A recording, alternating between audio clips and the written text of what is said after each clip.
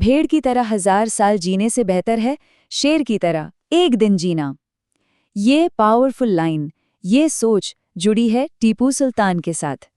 और बस इसी एक लाइन से आज की कहानी का मिजाज एकदम साफ हो जाता है, ड्रामेटिक, डिफाइंट और यकीनन बहुत दिलचस्प। तो चलिए आज इतिहास का वो पन्ना पलटते हैं जिसमें टाइगर ऑफ मैसूर यानी टीपू सुल्तान की जबरदस्त कहानी और उनकी उतनी ही कॉम्प्लेक्स लेगेसी दर्ज है। आज की हमारी पड़ताल 4 हिस्सों में होगी। सबसे पहले हम चलेंगे उस आखिरी जंग में, शेर के आखिरी मुकाबले में। फिर समझेंगे कि आखिर क्यों ब्रिटिश साम्राज्य उन्हें अपना सबसे बड़ा दुश्मन मानता था। उसके बाद हम देखेंगे कि कैसे उनका पूरा राज्य खो गया, कैसे उसे लूटा गया, और आखिर में हम उस बड़े सवाल से जूझेंगे जो आज भी पूछा जाता है, टीपू सुल्तान एक नायक थे या एक अत्याचारी। तो चलिए कहानी की शुरुआत सीधे इसके सबसे ड्रामेटिक पॉइंट से करते हैं, वो आखिरी दिन, वो आखिरी लड़ाई। जरा उस सीन को इमेजिन करने की कोशिश कीजिए। 4 मई 1799 की शाम, श्रीरंगपट्टनम का किला जल रहा है, हवा में बारूद की गंध है, चारों तरफ तलवारों की टनटनाहट और चीखें गूंज रही हैं। ब्रिटिश फौज किले की दीवारें तोड़कर अंदर आ चुकी है और इस सब हंगामे के बीच मैसूर का शेर टीपू सुल्तान अपनी जिंदगी की आखिरी जंग लड़ रहा है। शायद इस जंग का नतीजा कुछ और होता अगर पीठ में छुरा न घोंपा गया होता। और ये धोखा किसी और ने नहीं, टीपू के अपने ही दीवान मीर सादिक ने दिया। सोचिए, ठीक उसी वक्त जब ब्रिटिश सेना किले की टूटी दीवार पर हमला करने को तैयार थी, मीर सादिक ने अफवाह फैला दी कि सैनिकों को वेतन बांटा जा रहा है। सैनिक अपनी पोस्ट से हट गए और बस उसी पल मीर सादिक ने एक सफेद रुमाल लहराकर अंग्रेजों को हमले का इशारा दे दिया। घायल दुश्मनों से घिरे टीपू को उनके एक वफादार साथी ने सलाह दी, हुजूर अपनी पहचान बता दीजिए, आपकी जान बख्श दी जाएगी। लेकिन जिस इंसान का मोटो ही शेर की तरह जीना हो, वो गुलामी कैसे चुनता? टीपू का जवाब बिल्कुल साफ था, सरेंडर करने से कहीं बेहतर है एक योद्धा की तरह मरना। तो सवाल ये उठता है कि आखिर ये टीपू सुल्तान थे कौन? ऐसा क्या था उनमें कि उस वक्त की सबसे बड़ी सुपर पावर ब्रिटिश साम्राज्य उनसे इतना खौफ खाती थी? चलिए समझते हैं। देखिए, टीपू और अंग्रेजों की दुश्मनी कोई छोटी मोटी लड़ाई नहीं थी। ये 32 साल तक चली, पूरे 4 बड़े युद्ध हुए। सोचकर देखिए, जब वो सिर्फ 16 साल के थे तब पहले ही युद्ध में उन्होंने अंग्रेजों को ऐसी टक्कर दी कि उन्हें भागना पड़ा। फिर पिता हैदर अली की मौत के बाद उन्होंने कमान संभाली। हाँ, ये सच है कि तीसरे युद्ध में उन्हें बहुत बड़ा झटका लगा, आधा राज्य हाथ से निकल गया, लेकिन उन्होंने हार नहीं मानी। और फिर आया 1799 का वो चौथा और आखिरी युद्ध, जिसने सब कुछ खत्म कर दिया। और टीपू सिर्फ एक बहादुर योद्धा नहीं थे, वो एक विजनरी थे, अपने वक्त से कहीं आगे। उनके मैसूरी रॉकेट्स ये दुनिया के पहले आयरन केस्ड रॉकेट्स माने जाते हैं।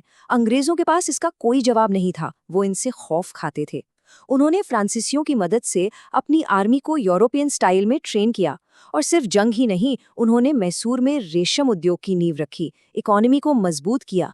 टीपू की मौत के साथ सिर्फ एक राजा का अंत नहीं हुआ, ये एक पूरे साम्राज्य के खात्मे की शुरुआत थी।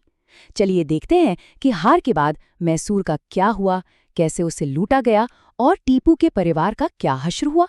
टीपू की अंग्रेजों से नफरत कितनी गहरी थी, इसका सबसे बड़ा सबूत है ये मैकेनिकल टाइगर। एक लाइफ साइज ऑटोमेटन है, एक बाघ जो एक ब्रिटिश सैनिक को दबोचे हुए है। और जब इसका हैंडल घुमाते हैं तो बाघ के गुर्राने और सैनिक के चीखने की दर्दनाक आवाजें आती हैं। आज ये लंदन के V&A म्यूजियम का एक स्टार अट्रैक्शन है। और फिर था टीपू का वो मशहूर सोने का सिंहासन। अरे ये कोई मामूली सिंहासन नहीं था, ये एक विशाल सॉलिड गोल्ड का बाग था जिस पर बेशकीमती हीरे जवाहरात जड़े थे। ये इतना बड़ा, इतना भारी था कि ब्रिटिश प्राइज एजेंट्स इसे उठा ही नहीं पाए। तो उन्होंने क्या किया? उन्होंने उस बेमिसाल कलाकृति को तोड़ डाला, टुकड़े टुकड़े करके उसे लूट लिया। सोचिए इतिहास का कितना बड़ा नुकसान हुआ होगा। उसी सिंहासन की छतरी के ऊपर लगा था ये हुमा पक्षी, सोने का बना, रत्नों से जड़ा हुआ एक मिथिकल बर्ड। इसे भी तोड़कर अलग कर लिया गया और आज ये ब्रिटिश रॉयल कलेक्शन का हिस्सा है। एक सल्तनत के पतन की कीमत सिर्फ राजा नहीं चुकाता, उसका पूरा परिवार चुकाता है। टीपू के 12 बेटों और 300 से ज्यादा लोगों के परिवार को उनकी अपनी जमीन से बेदखल करके कलकत्ता भेज दिया गया। उनकी सारी दौलत, सारी जागीरें छीन ली गईं। और आज की हकीकत ये है कि टाइगर ऑफ मैसूर के वंशज, जिनके पुरखे सोने के सिंहासन पर बैठते थे, वो कलकत्ता की तंग गलियों में गरीबी की जिंदगी जी रहे हैं। इसे इतिहास का क्रूर मजाक नहीं तो और क्या कहेंगे। तो अब आते हैं इस कहानी के सबसे मुश्किल और सबसे जरूरी सवाल पर, वो सवाल जो आज भी टीपू सुल्तान की विरासत को कंट्रोवर्शियल बनाता है। आखिर वो कौन थे, एक नायक या एक अत्याचारी? टीपू सुल्तान की शख्सियत को देखें तो दो बिल्कुल अलग अलग तस्वीरें सामने आती हैं। एक तरफ वो एक विजनरी फ्रीडम फाइटर हैं, एक देशभक्त जिसने 32 साल तक ब्रिटिश हुकूमत से सीधी टक्कर ली। वो शासक जिसने श्रृंगेरी मठ जैसे हिंदू मंदिरों की रक्षा की। लेकिन सिक्का पलटिए तो एक दूसरी ही तस्वीर है, एक क्रूर शासक की जिस पर मालाबार और कोडागू में हजारों हिंदुओं और ईसाइयों के जबरन धर्म परिवर्तन करवाने और शहर के शहर तबाह करने के इल्जाम हैं। अब सवाल ये है कि एक ही इंसान की ये दो तस्वीरें कैसे हो सकती हैं? कई इतिहासकार इस गुत्थी को सुलझाने की कोशिश करते हैं।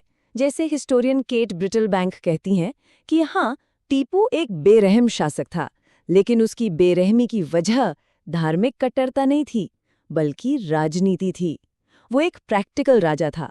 हमें ये समझना होगा कि उस दौर में चाहे मराठा हो या निजाम, हर राजा अपने खिलाफ उठने वाले किसी भी विद्रोह को बेरहमी से कुचलता था। अपनी सत्ता बचाना ही सबसे बड़ी प्रायोरिटी थी। तो क्या टीपू के काम सिर्फ उसकी राजनीति का हिस्सा थे, जो आज हमें गलत लगते हैं? तो आखिर क्या कहें हम? टीपू सुल्तान कौन थे? अपनी जमीन के लिए लड़ने वाला एक देशभक्त, या धर्म और सत्ता के लिए किसी भी हद तक जाने वाला एक अत्याचारी? शायद सच इन दोनों के बीच की किसी ग्रे लाइन पर है। मैसूर के इस शेर की कहानी हमें यही याद दिलाती है कि इतिहास को सिर्फ काले और सफेद में नहीं देखा जा सकता, और मैसूर के शेर की विरासत आज भी उसकी जिंदगी की तरह ही उग्र और विवादित बनी हुई।